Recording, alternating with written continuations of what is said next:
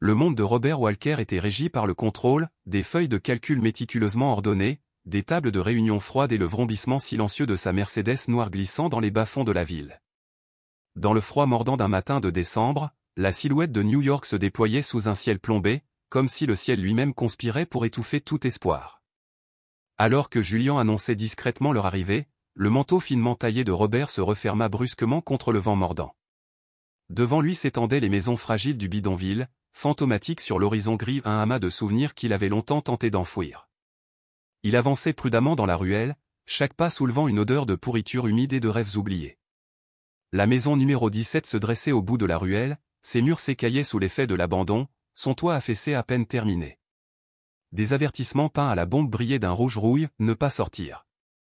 D'un coup calculé, Robert chercha à entrer, mais il fut figé par le spectacle qui se déroulait à l'intérieur, une jeune fille de 9 ans à peine, transportant un seau d'eau sur du carrelage froid. Elle avançait avec une détermination désespérée, ses cheveux emmêlés et ses membres écorchés témoignant des difficultés quotidiennes. Sa robe était en lambeaux, et ses petits pieds portaient les cicatrices de chaque pierre et de chaque éclat. « Que fais-tu ici » demanda-t-il d'une voix ferme, mais trahissant un tremblement soudain. Elle croisa son regard, ses yeux marron clair, cernés de peur. « Je nettoie. » Ça a renversé. Légaliste de nature, il lui rappela, c'est la propriété du Walker Group. Personne ne peut rester sans papier. Où est ton tuteur? Ma mère, elle est au travail. À l'intérieur, l'unique pièce offrait un confort de fortune, des couvertures usées tendues en travers, des boîtes à moitié vides éparpillées comme des promesses non tenues, et une photo délavée d'une jeune femme berçant un nouveau-né. Ton nom? Lucie, murmura-t-elle. Robert se retourna, résolu à partir, jusqu'à ce que ses yeux bruns nuits le fixent à nouveau. Lucie, ton nom de famille. Son souffle s'accéléra, Teresa. La syllabe résonna dans sa poitrine, évoquant le rire qui illuminait autrefois les après-midi paisibles au jardin du domaine. Teresa, la servante dont le doux sourire et les séances de lecture secrète avaient conquis son cœur. Teresa, enceinte d'un enfant qu'il croyait ne pas être le sien.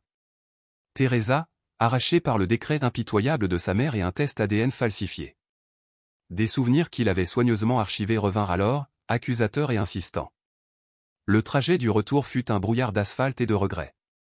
Dans le rétroviseur, la silhouette inquiète de Julian perçait à peine la rêverie de Robert. « Annulez mes réunions », ordonna-t-il à voix basse. « J'ai besoin de temps. » Une fois dans le silence de la bibliothèque de son manoir, il osa fixer le portrait de Teresa niché entre des pages jaunies, ses yeux brillaient d'espoir. « Est-ce ma fille » murmura-t-il. Rose, la gouvernante dévouée, apparut sur le seuil, son visage ridé par l'âge témoignant de décennies passées aux côtés de la famille. « Vous souvenez-vous de Teresa » demanda-t-il, la voix tendue par le désir et la peur. Les yeux de Rose s'embuèrent. Elle était honnête. Quand elle est partie, elle avait désespérément besoin d'aide. A-t-elle dit la vérité? Oui, monsieur. Son souffle s'arrêta. Aidez-moi à découvrir ce qui s'est passé. Rose hocha la tête, sa loyauté inébranlable éclairant son aveuglement. L'aube n'apportait aucun réconfort. Dans son bureau imposant, Robert observait l'étalement urbain frénétique, un paysage qu'il maîtrisait mais qu'il ne reconnaissait plus. Il convoqua Andrew d'une voix rauque. « Apportez-moi tous les actes de propriété du South Bronx de 2013 à 2015. Incluez toutes les demandes d'aide au logement et de location. » La protestation d'Andrew s'éteignit sous le regard glacial de Robert, faites en sorte que cela se produise. Un dernier ordre, contactez l'inspecteur Johnson. J'ai besoin de lui cet après-midi.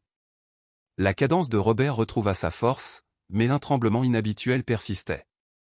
Alors que le soleil montait, la chaleur s'élevant de l'asphalte, Robert Walker, milliardaire, stratège, descendant d'une dynastie inflexible, se retrouva perdu dans une quête intérieure. Le nom d'un enfant gravé dans la mémoire, le mensonge d'une mère dévoilée, et la fragile possibilité que la rédemption soit encore à portée de main. Demain, il se tiendrait de nouveau devant cette porte brisée et regarderait sa fille dans les yeux, pour découvrir si le sang pouvait unir même l'âme la plus brisée. La lumière matinale filtrait à travers les rideaux de dentelle tandis qu'Isabella, posée et inébranlable, tendait à Robert une enveloppe scellée aux armoiries de leur famille. Son cœur battait fort lorsqu'il l'ouvrit et en sortit le rapport ADN, dont le papier impeccable portait la signature indubitable du docteur Albert Dawson, le médecin de confiance de sa famille. Avec une précision clinique, Les résultats indiquaient que l'enfant à naître de Teresa n'avait aucun lien génétique avec Robert Walker. Le temps sembla s'arrêter. Les yeux de Robert s'écarquillèrent tandis qu'il fixait le verdict. « Mère, murmura-t-il d'une voix brisée, est-ce réel ?» Son regard était d'acier.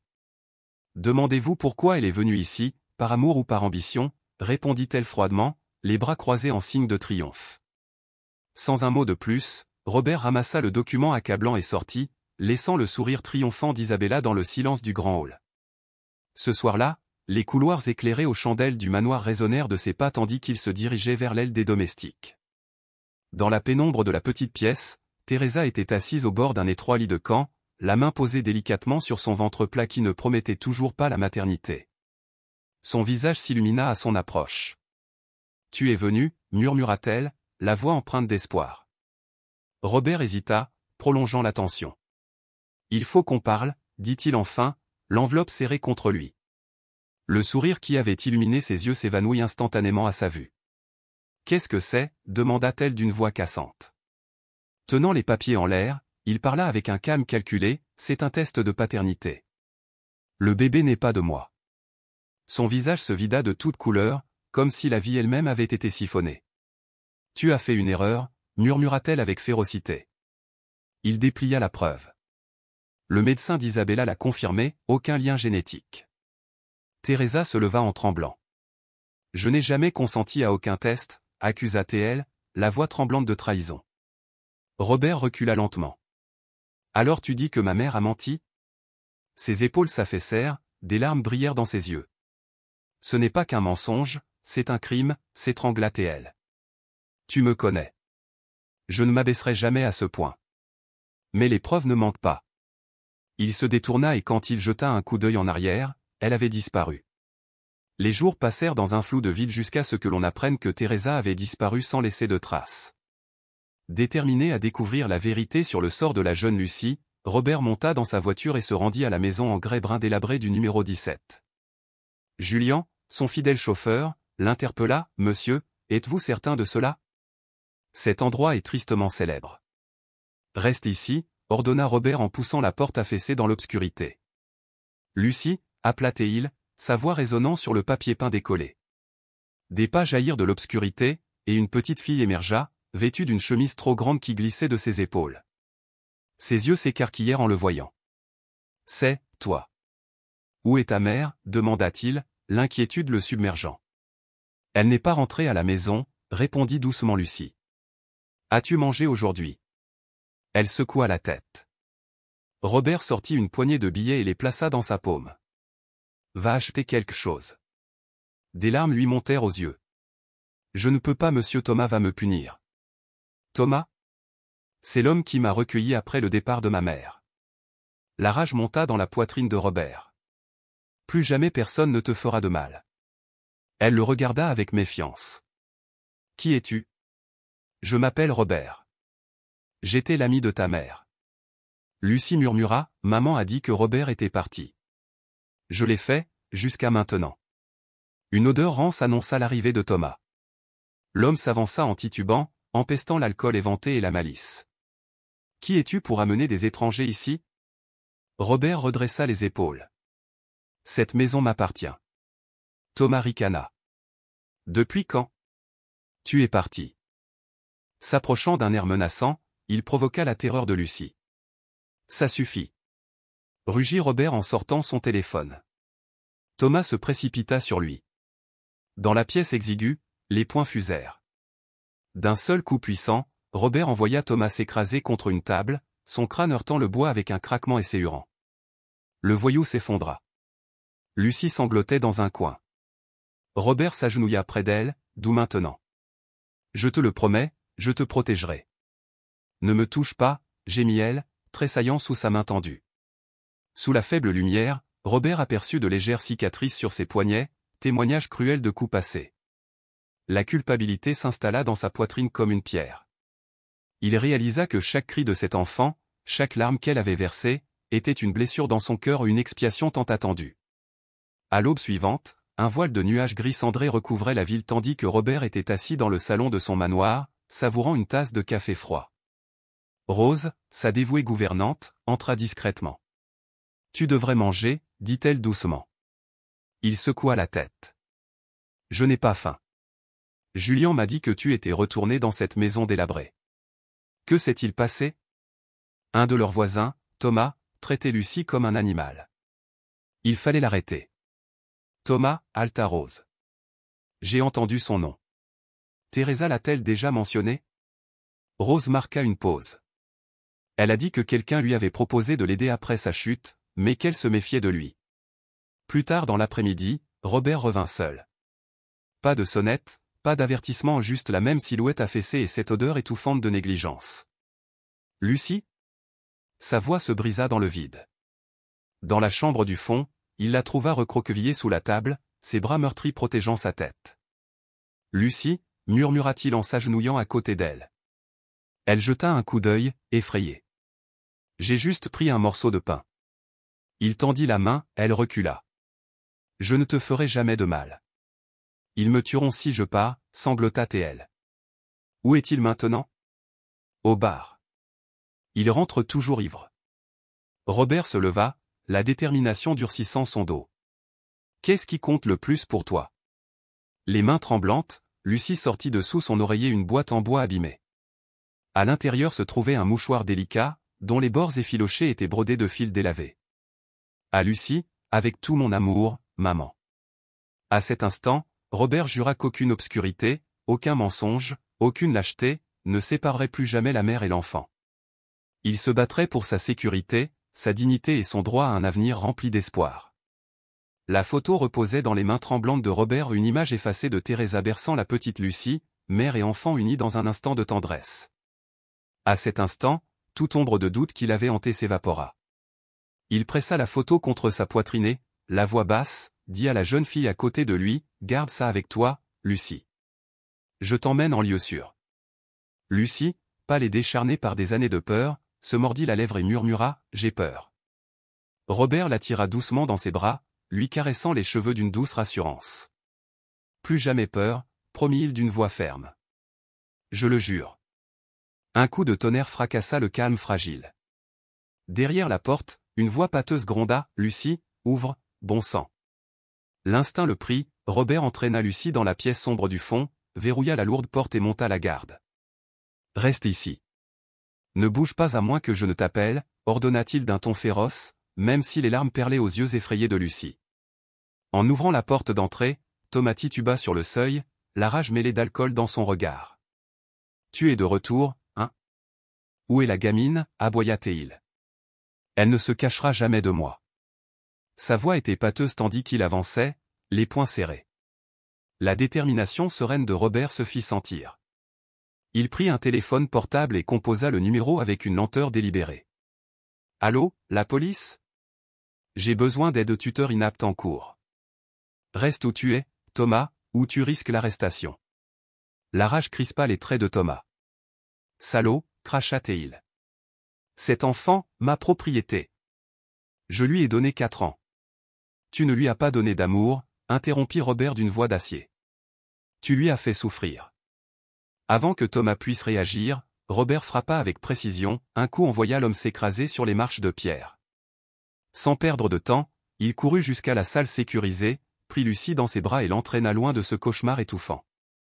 Dans le silence de la banquette arrière, Rose, la gentille gouvernante dont Robert avait appelé la douce présence, proposa gentiment à Lucie.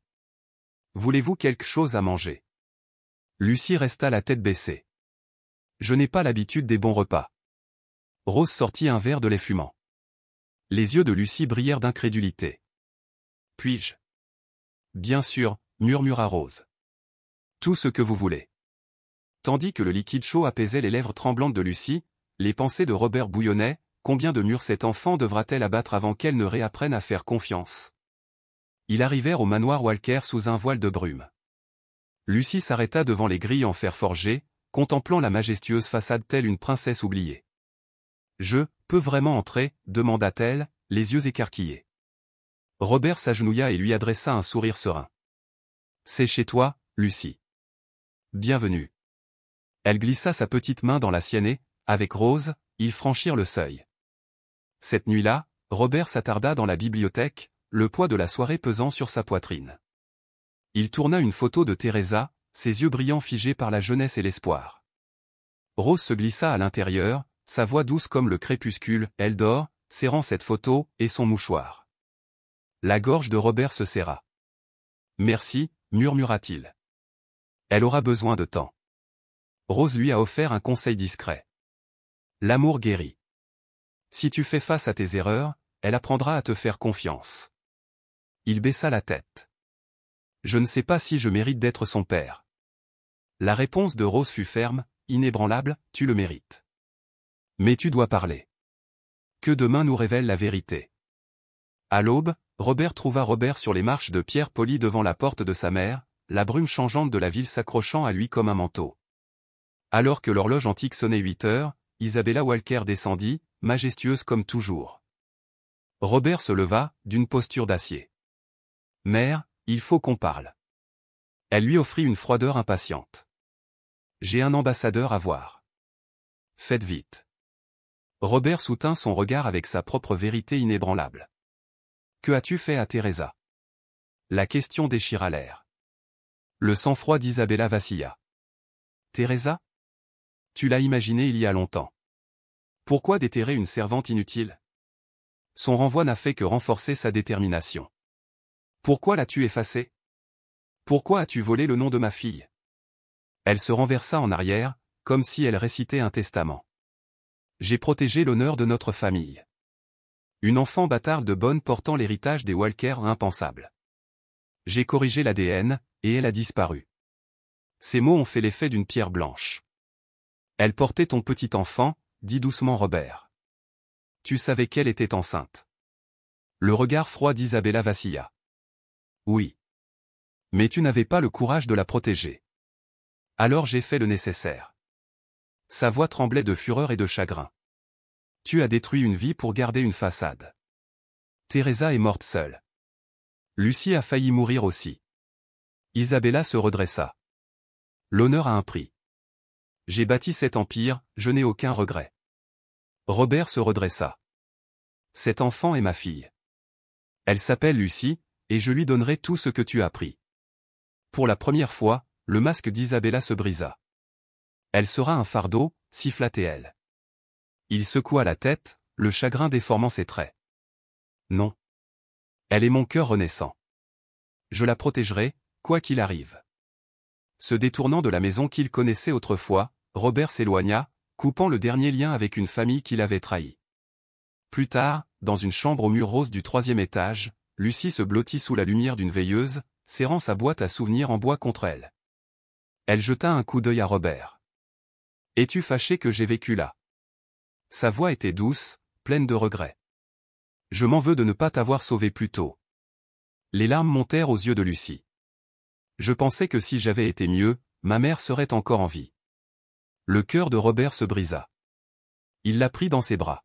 « Chut, ce n'était pas ta faute. Tu es en sécurité maintenant. » Elle murmura, « Tu la connaissais ?»« Je l'aimais, Lucie. Je regrette tellement de ne pas avoir été là. » La petite voix de Lucie tremblait, elle a dit que tu étais bon, tu ne savais juste pas que j'existais. Robert baissa la tête, des larmes coulant sur ses joues. Je sais maintenant. Et je te promets de ne plus jamais te quitter. Ce matin-là, dans le bureau lambrissé de chêne d'Arturo Grant, l'avocat lui avait tracé une voie implacable. Pour obtenir la garde, nous devons prouver que Thomas est inapte. La réponse de Robert fut immédiate, commençons. Arturo marqua une pause. La publicité entraînerait ta mère dans le scandale. Robert s'arma de courage. Elle doit assumer les conséquences. Teresa est morte à cause d'elle. Lucie a failli mourir. Le monde doit savoir. Et c'est ainsi que le combat a commencé, né de l'amour, motivé par la culpabilité et alimenté par le vœu d'un père de réécrire un passé tragique dans un avenir où Lucie pourrait enfin s'épanouir. Robert Walker se tenait sur les marches de marbre usé du palais de justice, plissant les yeux pour contempler la douce lumière printanière qui perçait un rideau de nuages gris. Son cœur battait la chamade, non pas de terreur, mais d'une détermination farouche née de l'amour et du regret. Une semaine plus tôt, il était un étranger pour Lucie ou une petite fille effrayée qui sursautait à chaque contact, hantée par le souvenir d'un homme qu'elle avait autrefois appelé « père ». Maintenant, alors qu'il serrait contre lui l'épais dossier contenant les dossiers médicaux, les analyses ADN et l'enquête approfondie de l'inspecteur Johnson, Robert savait que ce jour allait changer leur vie à jamais. Une main douce se posa sur l'épaule de Lucie et elle tressaillit avant de se laisser bercer par la chaleur de Rose. « Et maintenant, il est revenu » murmura Rose d'une voix douce comme de la soie, cherchant à apaiser le cœur tremblant de l'enfant. « Le monde peut être cruel, mais il nous ramène parfois à la vie. » Le regard triste de Lucie croisa celui de Robert tandis que les portes de la bibliothèque s'ouvraient. Il entra, l'épuisement gravé sur son visage, les épaules affaissées, la mâchoire encore crispée par la confrontation avec sa propre mère. « Lucie, dit-il d'une voix basse et tendre. Elle le regarda, son petit front plissé. « Ai-je fait quelque chose de mal ?» Robert marqua une pause, la poitrine serrée par la vue de sa confusion. Il s'agenouilla près d'elle et secoua doucement la tête. « Non, ma chérie. Tu n'as rien fait de mal. J'ai juste besoin d'un peu de repos. » Elle l'observa, son regard parcourant attentivement les rides tendues autour de ses yeux. « Tu pleurais ?» Un sourire contrit étira ses lèvres. « Je ne suis pas très doué pour le cacher, n'est-ce pas ?» Lucie secoua la tête. « Tes yeux sont rouges, comme ceux d'un lapin. » Pour la première fois depuis des jours, Robert rit un rire étouffé et hésitant qui lui rappelait quelque chose de familier. À cet instant, Rose s'éclipsa discrètement, laissant le père et la fille seuls dans le silence de la bibliothèque. Ils étaient assis côte à côte sur un canapé en velours usé. Robert tendit la main et laissa son pouce effleurer celle de Lucie. « As-tu déjà pensé à vivre ailleurs ?» demanda-t-il. « Un endroit avec une école, des amis et une vie normale ?» La voix de Lucie n'était qu'un murmure. « Je ne sais pas vraiment ce qu'est la anormalité. » Le cœur de Robert se serra. « Alors, apprenons ensemble. » Il lui serra la main. « Tu n'as pas à t'inquiéter de mon départ. Je ne vais nulle part. » Les larmes montèrent aux yeux de Lucie tandis qu'elle se mordait la lèvre. « Alors, je peux t'appeler papa. » Dans le silence qui suivit, Robert sentit les larmes lui monter aux yeux. Il referma sa main sur la sienne et hocha la tête. « Si tu le voulais, ça me ferait tellement plaisir. » Lucie sourit timidement. « Je vais m'entraîner à le dire lentement. Je n'ai jamais appelé personne papa auparavant. » Le sourire de Robert tremblait, mais il était rayonnant d'espoir. « J'attendrai aussi longtemps qu'il le faudra. » Cet après-midi-là, dans le bureau lambrissé d'acajou d'Arturo Grant, la tension était palpable. L'inspecteur Anthony Johnson, un homme compact aux cheveux argentés et aux yeux d'acier poli, glissait une pile de documents bien ordonnés sur le bureau. « J'ai déterré son casier judiciaire, » dit Anthony, la voix hachée. 3 condamnations, vol, agression, violation de caution. Il y a 2 ans, il a tellement battu sa petite amie qu'elle a dû être hospitalisée, mais le procureur a enterré l'affaire. Arturo hocha la tête d'un air sombre. Si ça devient public, ça scellera l'affaire. Il ne reverra plus jamais la garde. Robert se pencha en avant, la voix impétueuse. Je ne veux pas d'une bataille juridique interminable. Je veux juste que Lucie soit en sécurité, et je veux que ce soit fait hier. Anthony l'observa, la prudence lisant chaque trait de son visage. Il ne reculera pas. Si Thomas avance d'une arrestation, il entrera dans la clandestinité. La réponse de Robert fut glaciale. S'il s'en prend encore à Lucie, je m'en occuperai moi-même. Arturo fronça les sourcils devant la véhémence des paroles de Robert. Robert, reste calme. Nous devons suivre la procédure. Anthony a ajouté, je vais le surveiller, mais Lucie a besoin de plus qu'une simple protection juridique. Je recommande un psychologue pour enfants. Robert expira, la tension s'apaisant légèrement. J'ai déjà pris des dispositions pour qu'elle puisse en avoir une. Elle aura tout ce qu'il lui faut. Arturo se leva, résolu. Nous vaincrons. Mais tu dois rester fort. Tu te bats pour ta fille, pas seulement pour toi. Robert soutint leur regard, le regard dur. Alors, commençons. Le ciel de la ville brillait faiblement lorsque Robert arriva devant l'élégante façade vitrée de la clinique privée du docteur Nathalie Bennett, sur la 5e avenue. Son reflet, fatigué mais déterminé, le fixait. Il prit l'ascenseur jusqu'au 2e étage et s'arrêta devant la porte, le cœur battant la chamade. Une voix chaleureuse l'accueillit. « Monsieur Walker ?» Le docteur Bennett lui tendit la main. « Je suis le docteur Nathalie Bennett. Arturo m'a dit que vous deviez le faire discrètement. » Robert lui serra fermement la main. Merci de nous avoir accueillis. Je comprends que Lucie soit sensible. Nathalie désigna une entrée discrète. Elle peut entrer sans passer par la salle d'attente. Dans l'intimité de la salle d'examen aseptisée, Rose fit entrer Lucie. La petite fille était emmitouflée dans un manteau doublé de fourrure, ses yeux écarquillés scrutaient chaque recoin. Nathalie s'agenouilla à la hauteur de Lucie et lui adressa un doux sourire. « Salut Lucie. J'ai juste besoin d'un peu de salive pour un prélèvement buccal. Ça ne fera pas mal du tout. » Lucie serra la main de Rose d'une voix à peine audible. « D'accord. » Robert s'agenouilla près d'elle et posa une main rassurante sur son autre épaule. « Je suis là, » murmura-t-il. Lucie inspira, puis expira, ouvrant la bouche tandis que Nathalie travaillait rapidement et avec compassion. 48 heures pour les résultats, dit Nathalie à Robert en scellant l'échantillon. Nous avons un taux de précision de plus de 99,99%. Robert hocha la tête. Cette fois, j'ai besoin de la vérité. Le regard de Nathalie s'adoucit. Je sais ce que tu as traversé. Je suis vraiment désolé. La voix de Robert tremblait de soulagement. Ce résultat est tout ce dont j'avais besoin. 2 jours plus tard, dans le calme de son bureau, Robert ouvrit une enveloppe Kraft d'une main tremblante. À l'intérieur se trouvait le rapport officiel du docteur Bennett. En haut, en caractères gras, probabilité de paternité, 99,999%. Lucie était indéniablement de lui. Ses mains tremblaient tandis qu'il lisait et relisait les mots. Nathalie se tenait à proximité. Parfois, la vérité prend son temps, dit-elle doucement. Mais elle finit toujours par trouver son chemin. Il plia la lettre, les larmes aux yeux, tandis qu'il murmurait « Merci ». Ce soir-là, une douce lumière de lampe éclairait une petite salle à manger où la soupe au poulet fumait doucement dans des bols. Robert glissa une assiette à Lucie, dont les jointures blanchirent sur le bord de la table. « Aimes-tu la soupe » demanda-t-il. Les fines épaules de Lucie se soulevaient et s'abaissaient. « Oui, si ce n'est pas épicé. » Robert sourit en remuant le bouillon.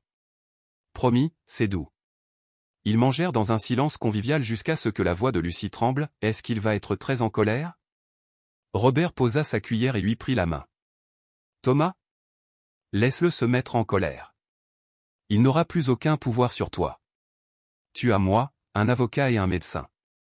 Personne ne pourra plus te faire de mal. » Des larmes brillaient dans les yeux de Lucie alors qu'elle demandait « Si tu ne veux plus de moi, où irai-je » Sa gorge se serra. « Je t'ai perdu une fois. Je ne te perdrai plus jamais. » Ses lèvres tremblaient. « Je n'ai toujours pas l'habitude de dire papa. » Le sourire de Robert était tendre et résolu. « J'attendrai, Lucie. Prends tout ton temps. » Le lendemain matin, Arturo a déposé une requête visant à retirer les droits parentaux de Thomas. Le tribunal examinera l'affaire la semaine prochaine, a-t-il déclaré. Il a marqué une pause, baissant la voix. Mais la presse est aux aguets. Le New York Times est partout. Robert croisa les bras. Qu'ils viennent. Si ça la protège, je suis ravi de lire tous les gros titres. Arturo expira. Je vais rédiger une déclaration. Préparez-vous à répondre aux questions. Robert se leva, la détermination rayonnante. Je vais aussi affronter Thomas moi-même. Les yeux d'Arturo s'écarquillèrent. Tu ne peux pas. Je dois le faire, dit doucement Robert. Il doit savoir que la partie est terminée. Dans l'immeuble délabré de Thomas, dans le sud du Bronx, Robert gravit un escalier en ruine jusqu'au 4e étage. Une odeur de plâtre humide et de fumée froide l'envahit lorsqu'il atteignit la porte. Il frappa fermement, comptant chaque coup résonnant. Au 4e, la porte s'ouvrit brusquement, révélant un Thomas débraillé. « Que veux-tu » dit Thomas d'une voix pâteuse. « Je suis ici pour vous informer qu'une pétition a été déposée, » dit Robert d'un ton neutre. « Vous serez arrêté si vous essayez de garder Lucie. » Thomas rit d'un rire rauque.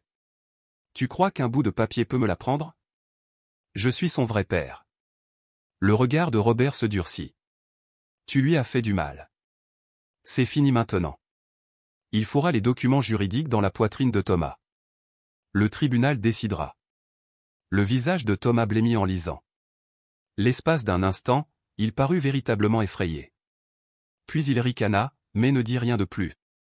Robert se retourna et partit, l'écho de ses pas se dissolvant dans la pénombre du couloir. Cette nuit-là, Lucie tremblait dans sa nouvelle chambre, le silence n'étant troublé que par ses sanglots discrets. Robert entra sur la pointe des pieds et s'assit au bord du lit. Il ne tendit pas la main, se contentant de lui offrir sa présence comme un bouclier contre ses cauchemars. « J'ai fait un mauvais rêve », murmura-t-elle.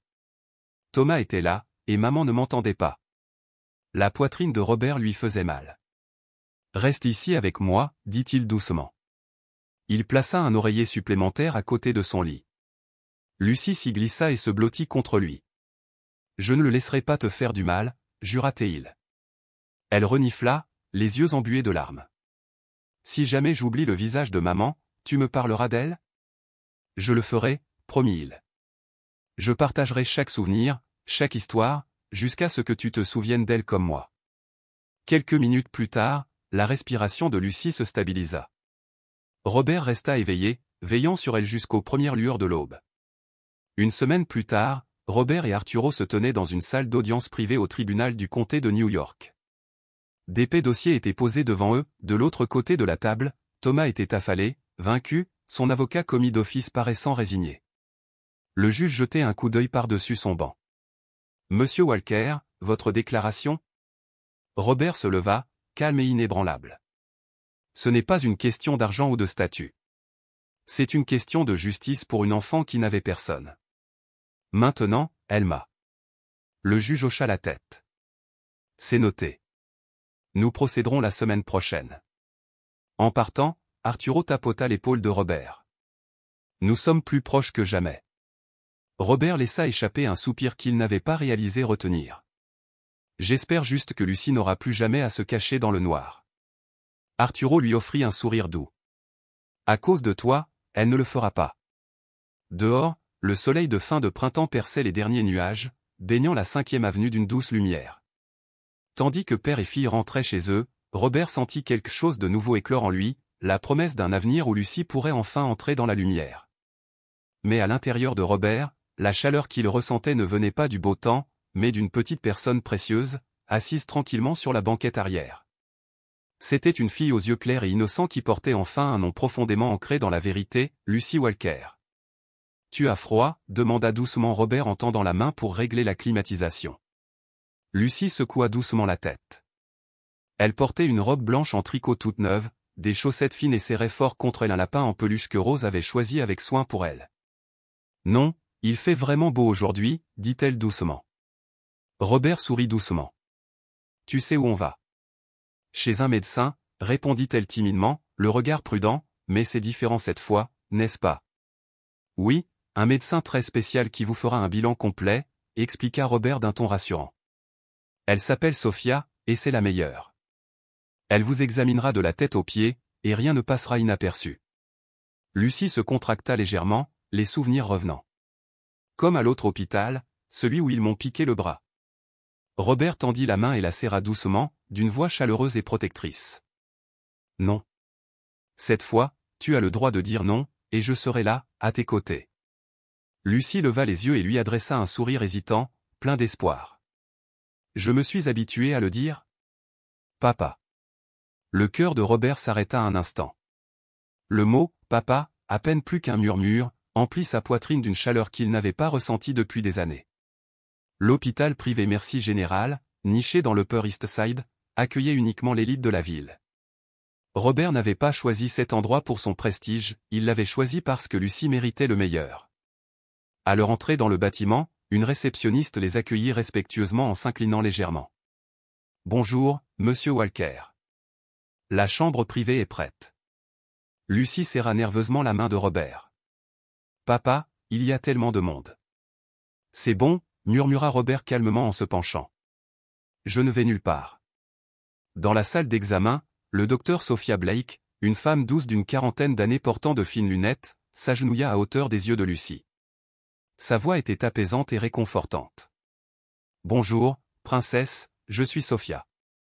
Aujourd'hui, je veux juste voir à quel point votre petit cœur est fort. Pas d'aiguille, pas de douleur. » Le sourire de Lucie était faible mais sincère. « Alors, je n'ai pas besoin de pleurer ? » « Pas de larmes, » assura chaleureusement Sophia, « mais si tu as peur, tu peux serrer très fort la main de ton père. » L'examen approfondi a duré plus d'1 heure, surveillance cardiaque, radiographie, analyse de sang et examen de l'estomac. Robert n'a jamais quitté Lucie. D'abord tendue, Lucie s'est progressivement détendue, réconfortée par sa présence rassurante. Une fois l'examen terminé, le docteur Sophia a appelé Robert dans un autre bureau. Ouvrant un dossier médical, elle parla prudemment. « Monsieur Walker, Lucie souffre d'une légère anémie, de malnutrition chronique et de quelques cicatrices aux poignets et aux chevilles. Certaines sont anciennes, d'autres récentes, mais heureusement, aucune blessure interne grave. » Robert expira profondément, le soulagement perceptible dans sa voix. « Alors, elle se rétablira complètement avec des soins appropriés. » « Oui, » répondit Sophia en hochant doucement la tête. « Mais je suis encore plus préoccupé par sa santé mentale. » « Elle est déjà soignée par le docteur Paula Morgan, » expliqua Robert à voix basse. « Les progrès sont lents, mais ils sont là. » Sophia sourit chaleureusement, d'une voix sincère. « Bien. Et merci. » Robert parut perplexe. « Pourquoi faire ? » « Pour être l'un des rares hommes puissants qui savent reconnaître leurs erreurs et les corriger. » Robert ne répondit pas, se contentant d'un petit signe de tête reconnaissant. Sur le chemin du retour, Robert s'arrêta devant une luxueuse boutique de vêtements pour enfants. Lucie contempla les lumières éblouissantes et les grandes vitrines, visiblement émerveillée. « Je n'ai jamais vu un endroit pareil, » murmura-t-elle nerveusement. « Eh bien, aujourd'hui est un bon jour pour essayer, » l'encouragea doucement Robert. À l'intérieur, une employée sympathique nommée Caroline les accueillit avec respect. « Bonjour, monsieur Walker. Comment puis-je vous aider ? » « Ma fille a besoin de nouveaux vêtements, » dit doucement Robert en regardant Lucie.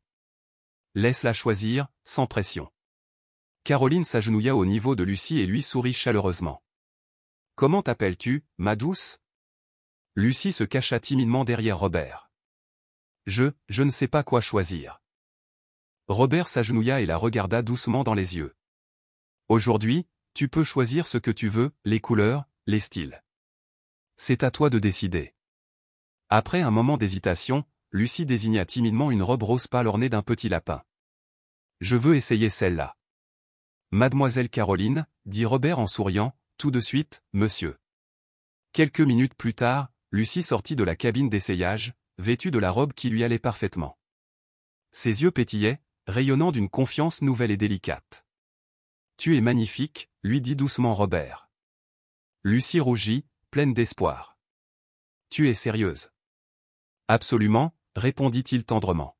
« Tout comme ta mère portait du rose. »« Ma mère portait du rose aussi ?» Lucie serra la main de Robert avec empressement. « Oui, » dit-il d'une voix douce et nostalgique. Elle disait toujours que si elle avait une fille, elle lui apprendrait à choisir elle-même, que personne d'autre ne devrait jamais décider à sa place. Lucie hocha fermement la tête, comprenant clairement. « Je m'en souviendrai. » Ce soir-là, Lucie était assise tranquillement sur son lit, contemplant rêveusement le paysage urbain scintillant par la fenêtre. Robert entra dans la pièce, tenant une petite boîte précieuse. « J'ai quelque chose pour toi. » Lucie ouvrit soigneusement la boîte, révélant une robe en soie blanche délicatement pliée, brodée du nom, Teresa Walker. « Cela appartenait à maman, » demanda-t-elle, les yeux brillants d'émotion. Robert hocha doucement la tête. Elle l'a laissé en partant. Je l'ai gardé précieusement depuis. Puis-je le porter pour un jour spécial, demanda Lucie en le tenant contre elle. Robert lui toucha doucement les cheveux avec un sourire chaleureux. Le jour où tu deviendras officiellement une Walker approche. Lucie appuya sa tête contre lui et murmura doucement, « Papa, si maman pouvait me voir maintenant, serait-elle fière ?» Robert la serra fort dans ses bras, sa voix se brisant doucement, elle disait, « Lucie est devenue la plus belle chose dont j'ai jamais rêvé. » Lucie ferma les yeux paisiblement.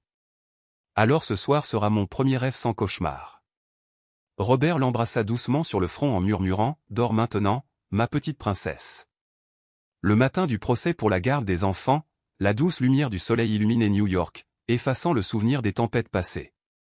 Robert était habillé avec soin d'un costume bleu marine profond non pas par prestige, mais parce qu'aujourd'hui, il se tenait non pas sur une scène officielle, mais dans une salle d'audience, luttant pour l'enfant qu'il avait perdu. Lucie descendit dans une jolie robe blanche, les cheveux soigneusement attachés, la nervosité visible. « Papa, dois-je parler au tribunal ?»« Non, ma chérie », s'agenouilla Robert pour la rassurer. Aujourd'hui, juste être à mes côtés me suffit. Rose recoiffa doucement Lucie. Tu ressembles à un ange, Lucie. Robert lui tendit un collier en argent avec un pendentif flocon de neige. Ta mère me l'a donné. Maintenant, je veux que tu le gardes. Les yeux de Lucie s'écarquillèrent de stupeur. Ma mère portait ça? Elle ne l'enlevait jamais quand nous étions ensemble, dit doucement Robert en attachant le collier autour du cou de Lucie. Lucie le toucha doucement.